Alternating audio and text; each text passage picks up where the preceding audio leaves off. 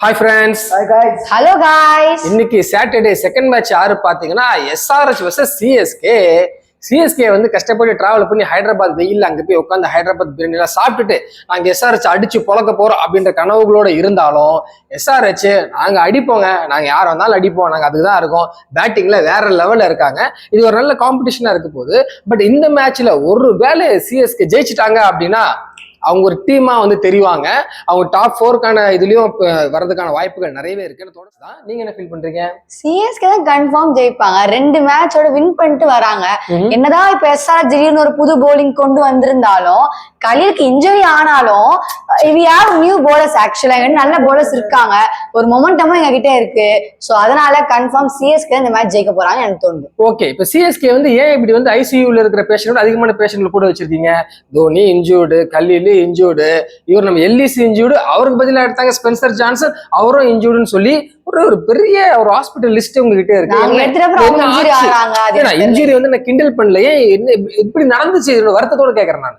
எனக்கு ஒரு இருண்ட காலம் போல, இருண்ட காலம். ஆனா இதையும் மீறி அவங்க ஜெயிச்சாங்கன்னா ஒருத்தங்க, ஏன்னா எல்லாத்தையும் வச்சுக்கிட்டு ஜெயிக்கிறது மேட்டர் இல்ல, இதுவும் இல்லைனாலும் போய் ஜெயிக்கிறதா மேட்டர். ஒருவேளை ஜெயிச்சிட்டாங்கன்னா சீரியஸாவே இங்க வந்து ஆண்ட பரம்பரை தான், அதை நம்ம ஆக்சுவலி கன்சிடர் பண்ணணும். ஆரிஃப், நீங்க என்ன நினைக்கிறீங்க?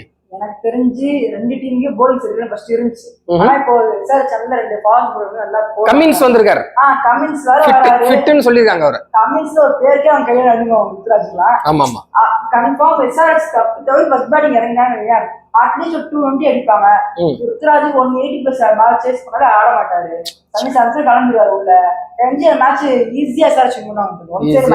இவங்க மட்டும் என்ன சொல்றாங்க, ஆர்சிபிக்கு எதிரா சென்னை 22 ஆடினா கூட நான் அந்த டீம் தான் சொல்றேன், இவங்க 2 பேரும் என்ன பண்றாங்க எனக்கு இல்ல. இப்ப என்னன்னா எஸ்ஆர்எச் வந்து ஆர்ஆரோட பேட்டிங்கே போட்டு பொழந்திருக்காங்க அப்படின்னு அவர் நினைக்கிறாரு. நான் என்ன நினைக்கிறேன், எனக்கு வந்து ருத்துராஜுக்கான ஒரு கேமா நான் ஃபீல் பண்றேன். இல்ல, அவரது பேட்டிங்கா வந்து ஒரு 5 ஃபெயிலியர், ஒரு ஒஸ்ட் ஃபெயிலியர், ஒரு மறக்கக்கூடிய ஒரு சீசனா இருந்திருக்கு. இந்த மேட்ச் அவர் வந்து அடிக்க போறாரு, அந்த கான்பிடென்ட்ல மேட்சை வின் பண்ண போறாருன்னு என் மைண்ட் சொன்னாலும் இது ஓகே, ஒரு சேஃப்டிக்கு சொல்லி வைப்பதான் எஸ்ஆர்எச் சொல்றேன். ஸோ லக்கி பால் இப்ப என்ன சொல்றது நம்ம பார்த்துடலாம். இந்த நம்ம என்ன பண்றோம்னா அவங்க பிரச்சனை அவங்க கிட்டே விடுற மாதிரி லக்கி பால் வந்து ஃபௌசியாவே செலக்ட் பண்ண போறாங்க. எடுங்க. Oh my god, எஸ்ஆர்எச்ங்க.